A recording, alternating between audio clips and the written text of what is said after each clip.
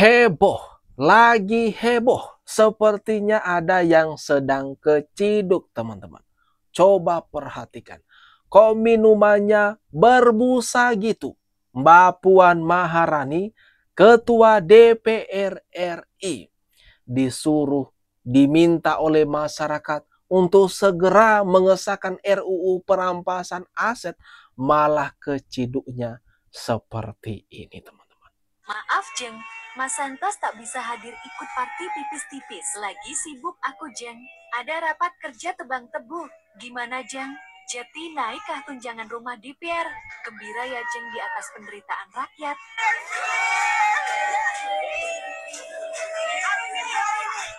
Waduh. Ini gimana nih, teman-teman? Kira-kira Mbak Puan ini dengan besti-bestinya sedang ngapain? Lalu isi di gelas tersebut yang berbusa itu diduga kuat katanya adalah alkohol. Aduh. Ini malah happy-happy ya. Di tengah tuntutan masyarakat. Cie, ada pesta miras nih. Itu dilakukan oleh ibu-ibu konglomerat. Salah satunya ketua DPR, guys, di sana, Puan Maharani. Gimana dong ya, anak buahnya nggak berantakan. Nah, ketuanya aja kayak begini, tidak memberikan contoh yang baik. Kehidupan pribadi Anda itu langsung terungkap ke publik. Apapun yang dilakukan Anda itu secara pribadi, karena Anda sedang memegang jabatan publik, maka secara tidak langsung perilaku Anda menyeluruh, ya. Jangan dibilang hak asasi dong, tidak begitu. Hak asasi itu buat orang-orang yang memang tidak mempunyai hubungan pekerjaan dengan ranah publik. Itu hak asasi dan tidak terekspos. Apalagi ini sudah terekspos, Bu. Please lah, ya. Jadi nih, guys, nih yang kayak begini ini nih tidak memberikan satu karisma yang baik gitu loh. Tidak menunjukkan sesuatu yang membuat orang itu menjadi hormat terhadap dia. Bingung ya, nggak tahu nih acaranya acara apa ya. Tapi yang jelas itu istri-istri konglomerat lah katanya. Seperti itu kurang lebih dari beritanya nih, guys. Kita kan nggak tahu ya. Kalau masyarakat itu menilai dan berkomentar itu kan dari sisi di mana video itu beredar. Apa yang dilihat, apa yang didengar, itu aja. Tapi secara kondisi yang sebenarnya ya kita nggak tahu. Tapi yang jelas bagaimanapun juga perilaku Anda tidak baik untuk dicontoh oleh semua orang. Dan sebagai pejabat publik, sebaiknya introspeksi diri. Dan udah cukuplah kepemimpinan Anda ya, lebih baik mundur saja. Itu yang terbaik menurut saya. Ya, supaya negara kita itu lebih bagus gitu. Bukannya mikirin itu loh, itu undang-undang perampasan aset tuh dilakukan, dikerjakan dan direalisasi. Ini mah malah dilama-lamain, kalau perlu nggak perlu gitu loh. Katanya belum ada yang urgensi katanya. Gimana ya? Yang urgensi itu masyarakat, bukan kalian para duduk di situ. Kalau para orang-orang yang duduk di sana mah keenakan aja itu mah, ya kan? Udahlah, masyarakat itu udah capek, udah lelah melihat kelakuan kalian semua. Waduh. Ini gimana nih, teman-teman? Ini gimana menurut kalian? Dr. Lita Gading sangat kesal dengan beredarnya, viralnya, keciduknya Mbak Puan Maharani selaku Ketua DPR RI malah sedang enak-enak bersama ibu-ibu sosialita yang katanya istri-istri para konglomerat. Aduh. Diduga kuat sedang pesta miras, teman-teman. Gimana nih menurut kalian kelakuan Ketua DPR RI ini? Tergesa-gesa, kita akan mendapatkan masukan dari seluruh elemen masyarakat dulu sesuai dengan mekanismenya, bagaimana apa masukannya, apa pendapatnya dari seluruh elemen masyarakat. Setelah itu baru kita akan masuk ke perampasan aset. Pak Presiden Prabowo udah ngasih instruksi kepada Ketua DPR untuk segera mensahkan RUU perampasan aset. Oke lah, ini sebenarnya adalah kemauan kita jangka panjang. Tapi udahlah, karena kita udah muak banget, udah lakuin aja itu. Udah itu tinggal disahkan aja. Itu udah dua tuh loh yang pecat dari PDIP. Yang kedua adalah sahkan perampasan aset. Kalau dipikir-pikir kok ini bilangnya PDIP lagi nih ya. Waduh. Kan Kan PDIP, Mbak Puan. Puan Maharani tegaskan, DPR tak ingin tergesa-gesa dalam membahas RUU perampasan aset. Apa alasannya? Apa alasannya kenapa tak buru-buru atau tak tergesa-gesa?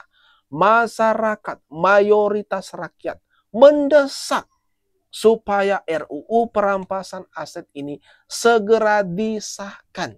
Dari era Pak Jokowi tuh sudah diserahkan draftnya di meja DPR, tetapi hingga sekarang belum juga dibahas, belum juga kelar. Tapi di lain sisi malah keciduk bareng ibu-ibu sosialita yang diduga istri-istri konglomerat, malah party enak-enak. Kesalahan Jokowi adalah mengaku dia lulusan UGM. Coba kalau dia mengaku lulusan UGD, kan aman dia. Artinya ya gawat darurat. Nah, tapi UGM ini adalah salah satu perguruan tinggi tertua di Indonesia.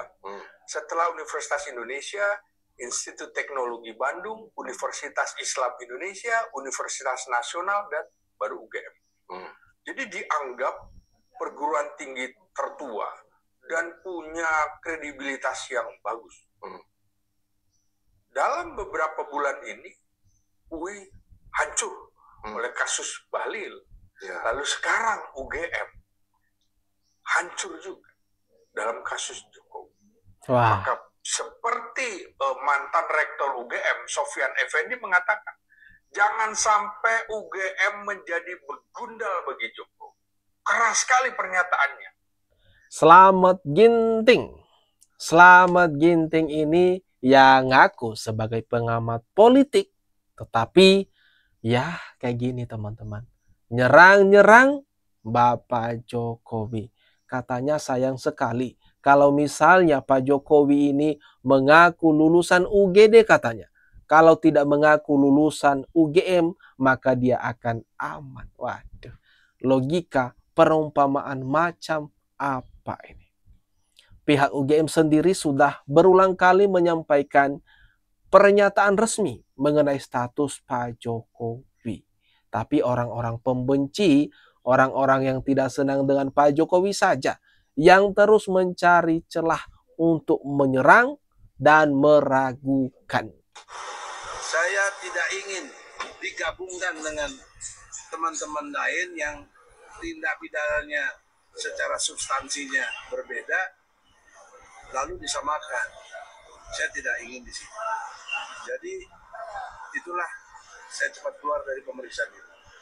Dan selanjutnya untuk urusan TPWA, saya nyatakan dengan tegas, saya sudah alihkan kekuasaan jabatan saya kepada Muslim Arbi. Kemudian timnya Rijal Fadilah, kemudian ada Azamkan, ada Al-Katiri, ada Bu Eli, ada semua yang terkait di dalamnya, Arif Iksan atau Ali, itu nanti dibicarakan sama ke depan.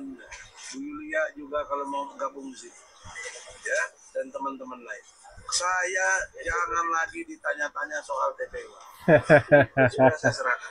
Aduh, Bang Egy Sujana mau cuci tangan. Nggak mau gabung masalah hukum, Roy Suryo dan Rismond. Padahal kemarin-kemarin ngompori. Egy Sujana salah satu juga yang menuding-nuding bahwa ijazah Bapak Jokowi palsu. Tapi kenapa sok-sokan sekarang? Enggak mau ikut-ikutan, enggak mau disama-samakan sama trio RRTCS. Ada apa? Ada apa dengan Egy Sujana?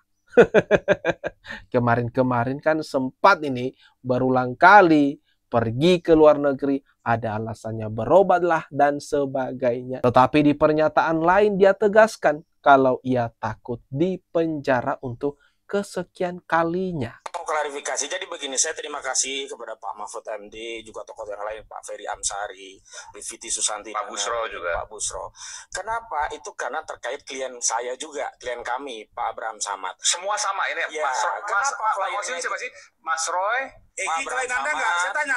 Egi Sujana klien Anda nggak? Bentar kau. Emang saya tanya klien nggak? Kau mau dengerin Saya apa tanya tidak? klien Anda Saya nggak? tidak mau jawab. Saya tanya klien Anda nggak? Oke. Anda nggak bisa Saya mau jawab. ngomong. Makanya jujur. Makanya kau Jangan ada kalau dusta di mau antara punya kita. klien, punya Beri surat Sulaiman kuasa dulu. mengatakan. Kalau nggak punya surat kuasa nggak usah ngomong, nggak punya nilai. Makanya saya tanya. Perseteruan antara Razman dengan pengacara tompel alias Ahmad Khozinuddin di acara TV heboh. Soal status Egy Sujana ditanyakan sama Razman, apakah Bang Egy Sujana itu klien Anda, tetapi malah membuat pengacara tompel ini ngamuk-ngamuk. Padahal pertanyaannya sederhana. Nah, dengan ini juga mencuat bahwa ada perpecahan besar di internal penyerang atau pemburu ijazah Pak Jokowi. Tidak sesolid kemarin-kemarin. Ternyata internalnya sudah retak-retak parah sekali. Nah, itu dia teman-teman. Gimana nih menurut kalian atas apa yang kita tonton bersama mengenai Mbak Puan Maharani dan mengenai Roy Suryo CS, Razman Ahmad Khozinuddin ini? Jangan lupa tinggalkan komentar terbaikmu teman-teman di kolom komentar yang ada di bawah.